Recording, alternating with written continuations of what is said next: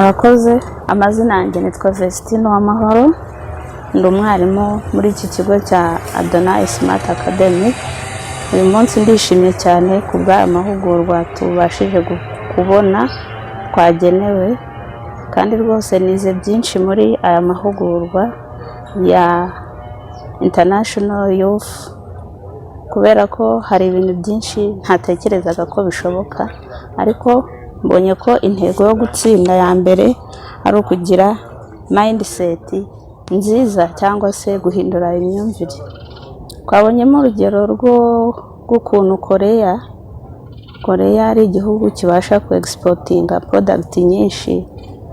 Urugero nk'ikawa, nta giti na kimwe cy'ikawa ifite, ariko niyo ya mbere mu gutanga umusaruro hanze y'ibihugu ku ikawa, kandi ikabona amafaranga menshi. Ibyo byanyigishije iki?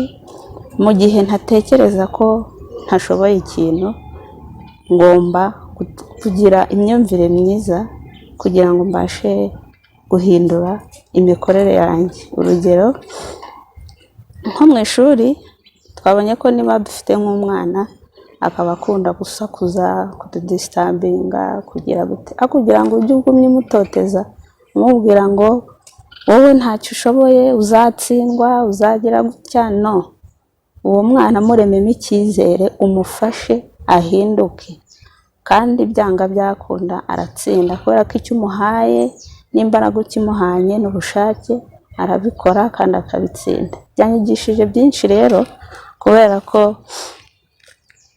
nabonye ko ibintu byo kugira ubwoba, kumva ko umuntu adashoboye, ni ikibazo, ni indwara mbi umuntu agomba kwikuramo.